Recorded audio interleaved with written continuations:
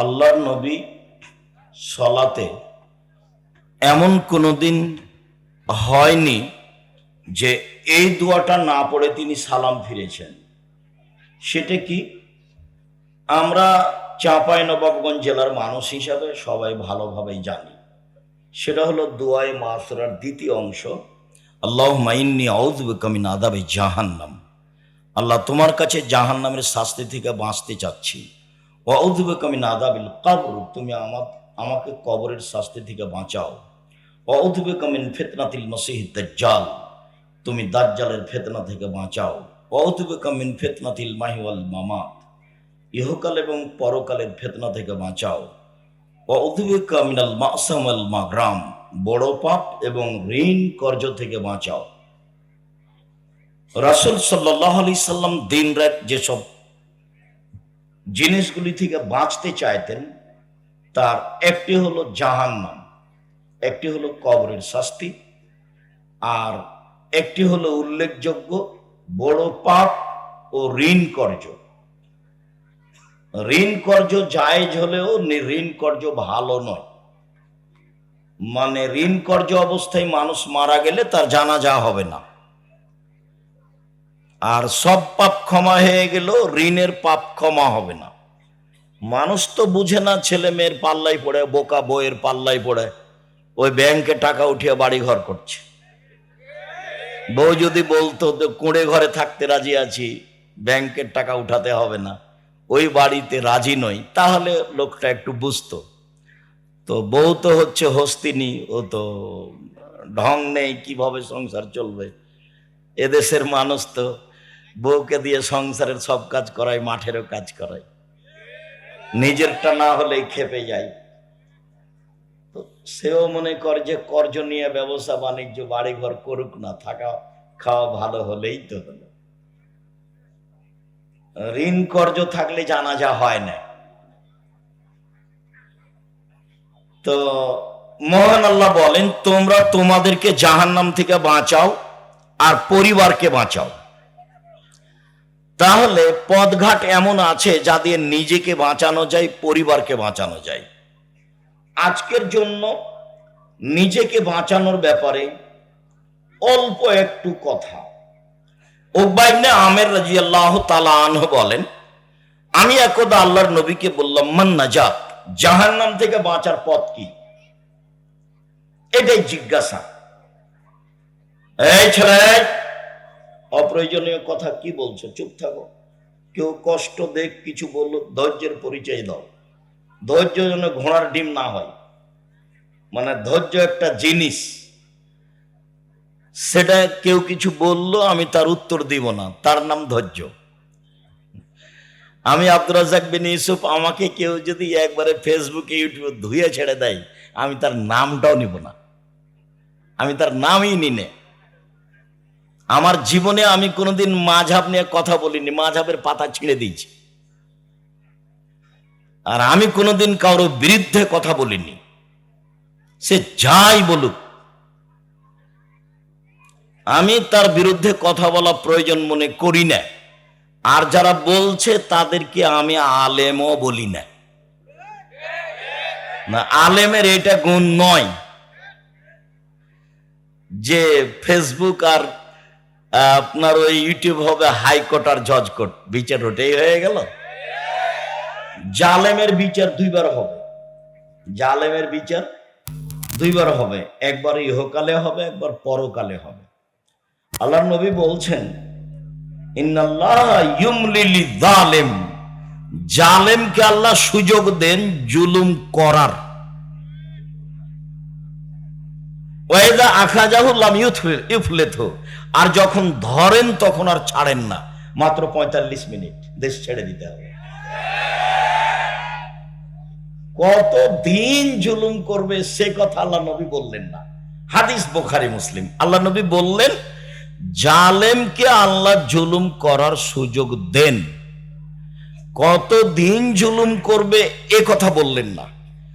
তার জুলুম অত্যাচারে হাজারো লাখো মানুষ জেলে হাজতে বাহিরে রাস্তা ঘাটে হারিয়ে যাবে, মারা যাবে, তবু সে জুলুম করবেই। কতদিন? যতদিন উপরে ফয়সালা আছে। নইলে ১,৫০০ বছর জুলুম করার সুযোগ ফেরাউন পায়? তা কেমনে পায়? লৌহ শলাকাধারী ফেরাউন যে তার বিরুদ্ধে গেছে তাকে চিৎ করে শয়ে হাতে পায়ে কাঁটা মেরে দিয়েছে, দিয়ে সাপ বিচ্ছু গায়ে তুলে দিয়েছে। তো আপনাদেরও চোখ ঢেকে বন্ধ করে আয়না ঘরে রাখাও খুব একটা যে কম তার চেয়ে তা নয়, এটাও বছর বছর কম নয়। তো জালেমের বিচার দুইবার হবে। ফেরাউন অত বোকা ছিল না। পানি দুই দিকে দাঁড়িয়ে আছে, যেখানে পানির গভীরতা 1 কিলোমিটার সেখানে পানির পাহাড়ের উঁচুতা 1 কিলোমিটার, যেখানে পানির গভীরতা 10 কিলোমিটার সেখানে পানির পাহাড়ের উঁচুতা কত? 10 কিলোমিটার। পানি তো দুই দিকে দাঁড়িয়ে আছে। তো এই রাস্তা দিয়ে মুসা আলাইহিস সালাম চলে গেলেন। ফেরাউন চলে গেলে পানি জমা হয়ে যাবে না, যে এইটা ফেরাউনের বিশ্বাসের অভাব ছিল না, যেতেও পারে। কিন্তু সে এত ক্ষেপে আছে যে রাগের কারণে তার বুদ্ধি কমে গেছে। আপনি রেগে গেলেন তো হেরে গেলেন। রাগ মানুষকে ভুল পথে নিয়ে যাও। তাই একজন লোক এসে বলছেন, আল্লাহ নবী ফাউসিনি বিখাইরিন, আমাকে কল্যাণের উপদেশ দেন। তখন আল্লাহ রাসূল বলছেন, লা তাগজাব, রাগ করো না। আরো বলেন কিছু, লা তাগজাব, রাগ করো না। আরো কিছু বলেন, লা তাগজাব, রাগ করো না। এই কথা রাসূল সাল্লাল্লাহু আলাইহি ওয়াসাল্লাম বারবার বললেন, হাদিস বুখারী মুসলিম। তো রাগের কারণে তার বুদ্ধি কমে গেছিল। সে যখন ভিতরে চলে গেল তখন তো পানি এক জায়গায় জমা হয়ে গেল। যখন জমা হয়ে গেল তখন ফেরাউন বলল, আমান্ত আল্লাহ ইলাহা ইল্লাল্লাযী আমানাত বিহি বানু ইসরাঈল, আমিও সে আল্লাহকে মেনে নিলাম যে আল্লাহকে বানু ইসরাইল মুসা মেনে নিয়েছে। ওয়া আনা মিনাল মুসলিমিন, আমি একজন মুসলিম। এই কথা ফেরাউন বলল। তা আল্লাহ বললেন, আলান, ও এখন, অকাদ আসাইতা কাবল, তুমি তো একটু আগে নাফরমান ছিলে, এখন মেনে নিলে? তারপরে বলছেন, আল ইয়াউমা নুনাজ্জিকা বিবাদানিকা লিতাকুনা লিমান খালফাকা আয়া। ফেরাউন, তোমার মুসলিম ঘোষণা দেওয়া তো বহু দূরের কথা, তোমার শরীরটা আমি চিরদিনের জন্য রেখে দিলাম, তোমাকে মানুষ দেখে উপদেশ গ্রহণ করবে যে ফেরাউন ছিল অত্যাচারী, স্বৈরাচারী, স্বেচ্ছাচারী, উদ্ধত, জালেম। মুসা আলাইহিস সালামকে আল্লাহ বলছেন, ফেরাউনের কাছে যান, দাওয়াত দেন। আমার মুখের ভাষা সাবলীল নয়, আমি ভালো ভাষা বলতে পারি না, আমি যাব না। তো বলছেন যেতে হবে, তাহলে ও আমাকে মারবে। আমার পক্ষ থেকে তার ব্যাপারে তার কাছে একটা অপরাধের অভিযোগ আছে, আমি এক থাপ্পড় দিয়ে মানুষ মেরেছি, ও গেলেই আমাকে মারবে। তো বললেন, আমি তোমার সাথে আছি। মারবে কি করবে, আমি সাথে আছি। তো বললেন, তাহলে আমার ভাইকে সাথে দিতে হবে। ঠিক আছে, তাই হলো। তোমার ভাইও সাথে থাকবে। দুই ভাই মিলে চলে গেলেন। গিয়েই বললেন, বানি ইসরায়েলকে ছেড়ে দেন, মানে স্বাধীনতা চাইতে হবে। বানি ইসরায়েলকে দাস দাসীতে পরিণত করে রেখেছেন, বানি ইসরায়েলকে ছেড়ে দেন। তখন ফেরাউন বলতে লাগলো, তোমাকে কি আমি শিশুকালে লালন পালন করিনি? তুমি কি বহু বছর আমার মাঝে থাকনি? ফেরাউন বলছে, তুমি যা করেছো তা করেছো, তুমি তোমার কর্ম করেছো, এক থাপ্পড়ে তুমি মানুষ মেরেছ, তুমি বড় অকৃতজ্ঞ। এটা ফেরাউন বলল।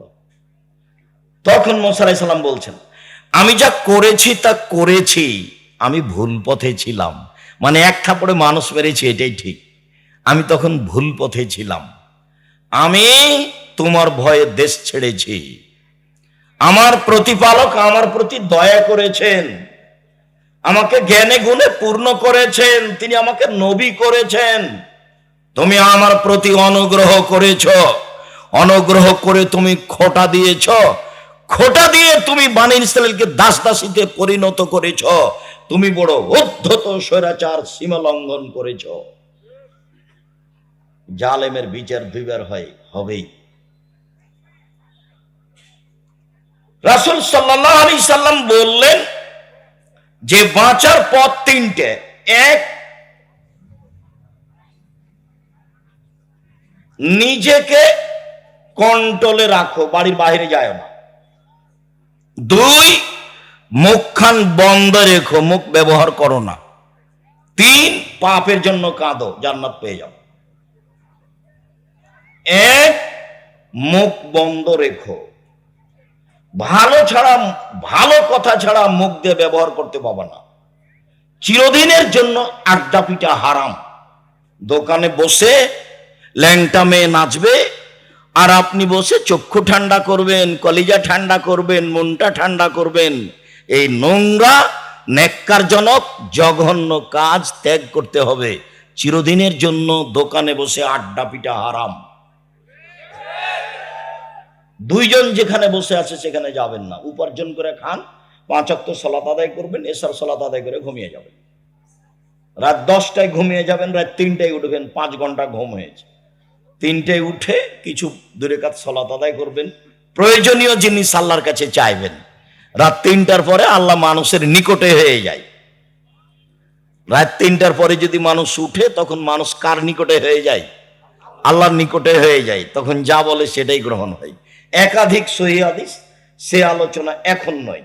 আপাতত এই যে জাহান্নাম থেকে বাঁচার 1 নাম্বার পথ, মুখ বন্ধ রেখো।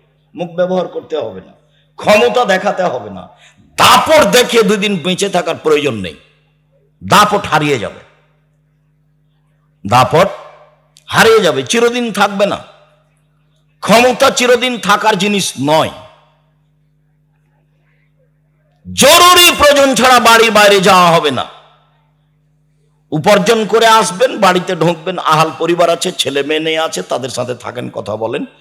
10টায় ঘুমিয়ে, এই ছেলে, জায়গার তুলনায় উপস্থিতি অনেক বেশি। আমি আপনাদেরকে আন্তরিকভাবে অনুরোধ জানাচ্ছি, আমাকে দেখতে পান আর না পান, দয়া করে মুখখান বন্ধ রাখেন কিছু সময়। আপনাকে আমি জোরালোভাবে আন্তরিকভাবে অনুরোধ জানাচ্ছি, আমি আপনার জন্য এসেছি। আপনার আমি কিছু না কিছু উপকার করবো ইনশাল্লাহ। আপনি দয়া করে কোনো সুবিধা নিতে চায়েন না। এখন এরা আপনাকে সুবিধা দিতে পারবে না। কাজে আপনি মুখখান বন্ধ রাখলে আরো 5 জন কিছু শুনবে, আপনিও কিছু শুনবেন। আর এখন যদি আপনি আপনার প্রয়োজন মিটান বা দোকান পাশে বসে কথা বলেন, তাহলে আপনার এই চরিত্রকে আমি ঘৃণা করি। আমি আব্দুর রাজ্জাক বিন ইউসুফ, চাঁপাইনবাবগঞ্জের মানুষ, মানে আমি আপনার কাছের মানুষ। আমি আপনার কাছে সবচেয়ে ভালোবাসা পাওয়ার হক রাখি। আমি আপনার কাছে সবচেয়ে বেশি দিন প্রচার করার অধিকার রাখি। এবং আপনি দিন ধর্মের ব্যাপারে আমার সাথেই পরামর্শ করবেন, এটা আমার আন্তরিক দাবি। আমি তাতে বলেছি, জাতির যদি রাস্তাঘাট করে দিতে না পারি, জাতির যদি স্কুল কলেজ করে দিতে না পারি, জাতিকে চূড়ান্ত সঠিক ধর্ম দিতে পারবো ইনশাআল্লাহ। ধর্মের ব্যাপারে জাতিকে ফাঁকি দিয়ে পরকাল হারাতে রাজি নই। আমি অন্য কাজ করি না। দিন রাত যেটা কাজ করি, 1 নাম্বার কাজ হলো শিক্ষকতা করা। একবারে ক্লাসের যেটা শেষ কিতাব বুখারী সেটা পড়াই। 2 নাম্বার কাজ হলো ফতোয়া লেখা। আমি শরীয়ত মোটামুটি বুঝি মানুষ হিসেবে, তবে মানুষ ভুলের ঊর্ধ্বে নয়। আমি আলহামদুলিল্লাহ ফতোয়া লিখি প্রায় 26 বছর থেকে।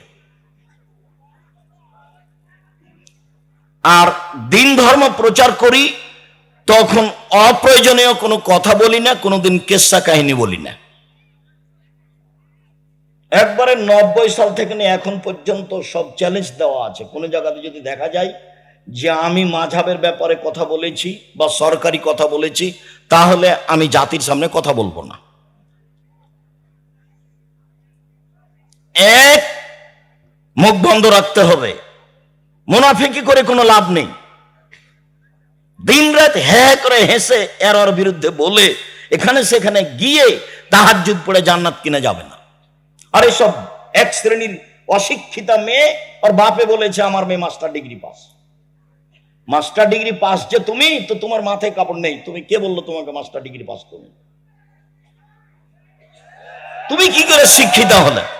তোমাকে দেখে মানুষ পাপ করে, তোমাকে দেখলেই পাপ হয়। তুমি কিভাবে শিক্ষিতা হলে? শিক্ষিতা মানে শিক্ষা কি মানুষের ক্ষতি করে? শিক্ষা মানুষের ক্ষতি করে না শিক্ষা মানুষের উপকার করে? তো তোমার দিয়ে তো ক্ষতি হয়। আর তোমাকে আমি কি দিয়ে বলবো? তোমার কথাটা আমি পরে বলতে চাচ্ছিলাম, দুঃখিত, আগেই চলে আসছে যে আল্লাহ নবী বলছেন নবীগণের বৈশিষ্ট্য শিষ্টাচার 10টা। এটা বৈশিষ্ট্য নবীগণের। সব নবী এই শিষ্টাচার পালন করেছেন, আদম থেকে নিয়ে মোহাম্মদ সাল্লাল্লাহু আলাইহি সাল্লাম পর্যন্ত সব নবী। শিষ্টাচার 1, এফাউল্লাহ, দাড়ি বড় করতে হবে। ছোট করা, চেঁচে ফেলার কোনো সুযোগ নেই। দাড়ি চেঁচে ফেললে নারী সাদৃশ্য হয়। দাড়ি চেঁচে ফেললে মানুষ নারী মহিলার মতো হয়ে যায়। দাড়ি চেঁচে ফেললে পুরুষত্বা কমে যায়। দাড়ি চেঁচে ফেললে চোখের পাওয়ার কমে যায়। তো নবীগণের বৈশিষ্ট্য 1, দাড়ি ছেড়ে দেওয়া তার নিজের গতিতে। 2, কাসুস সারিফ, মোচ কেটে ফেলা। মোচ চেঁচে ফেলতে হবে না, কেটে ফেলতে হবে। মোচ কিছু থাকবে, এটা পুরুষের পরিচয়। 3, কাসুল আসফার, নখ কেটে ফেলা। তো তুমি একটা মাস্টার ডিগ্রি পাস মেয়ে, ম্যাট্রিক পাস করেছো, তোমার নখ বড় আছে, তুমি বলো দেখি কিভাবে তুমি শিক্ষিতা? কে তোমাকে বললো শিক্ষিতা? আমি আব্দুর রাজ্জাক বিন ইউসুফ বলিনি। তোমার বাপ যদি বলে থাকে, তোমার বাপও অশিক্ষিত মানুষ। তোমার মা যদি বলে থাকে, তোমার মাও অশিক্ষিত মানুষ। আর তোমার মা যদি কোনোদিন তোমাকে নখ কাটতে না বলে থাকে, নিশ্চিত তোমার এটা মা নয়, এটা তোমার সৎ মা। নিশ্চিত এটা তোমার খালা। সৎ মা ছাড়া তোমার কল্যাণ চাইলো না কেন? তোমার কল্যাণ চাইলো না কেন? মা তো এরকম হয় না। মার ব্যাপারে একটু পরে কথা আসছে, মা কাকে বলে, যেহেতু আদর্শ পরিবার আলোচনা। তো নখ বড় কেন? কেন নখ বড়? নবীগণের বৈশিষ্ট্য নখ কেটে ফেলতে হবে। রাস্তাঘাটে দেখেছি সেই জন্য রাখতে হবে? বিমানবালার আছে সেই জন্য রাখতে হবে? হিন্দুদের নীতি হলো কপালে টিপ দেওয়া। হিন্দুদের নীতি হলো কপালে টিপ দেওয়া। তোমার কপালে টিপ কেন? ইহুদি খ্রিস্টানদের পতিতালয়ের মেয়েদের বৈশিষ্ট্য হচ্ছে নখে নেইল পালিশ দেওয়া। ইহুদি খ্রিস্টানদের পতিতালয়ের মেয়েদের বৈশিষ্ট্য হলো নখে নেইল পালিশ দেওয়া। ইহুদি খ্রিস্টানদের পতিতালয়ের মেয়েদের বৈশিষ্ট্য হলো নখে নেইল পালিশ দেওয়া। তো তোমার নখ বড়ই বা কেন? তোমার নখে নেইল পালিশ কেন? কে জবাব দিবে? আমি যদি তোমার বাপ মাকে অশিক্ষিত প্রমাণ করতে না পারি, আমি আব্দুর রাজ্জাক বিন ইউসুফ নিজের জেলায় বক্তব্য দেওয়া ত্যাগ করলাম, জিন্দেগিতে বক্তব্য দেব না।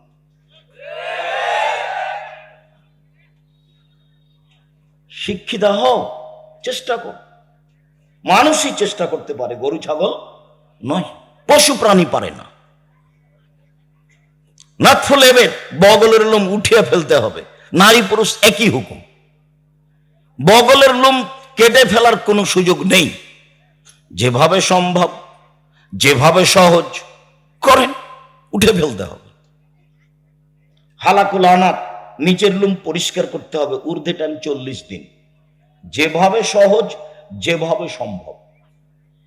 পুরুষ নারী একই হুকুম। সব এগুলো নবীগণের বৈশিষ্ট্য। পেশাব পায়খানার পরে পানি দিয়ে পবিত্রতা অর্জন করতে হবে। পানি না থাকলে ঢেল টিস্যু পেপার। পানি আছে তখনও কেউ যদি ঢেল টিস্যু পেপার নেই, তাহলে সে রাসূলকে অপমান করল। আর যারা বুঝেছে যে আগে ঢেল টিস্যু পেপার, পানি পরে পবিত্রতার জন্য, তারা রাসূলের সাথে অন্যায় আচরণ করেছে। 40 কদম হাঁটার তো কোনো প্রশ্নই আসে না। পায়ের উপরে পা উঠিয়ে খক খক করে কাশার তো কোনো প্রশ্নই আসে না। আমি 1 মিনিটের জন্য ধরে নিলাম, এই ছেলে প্রস্তুত থাকো,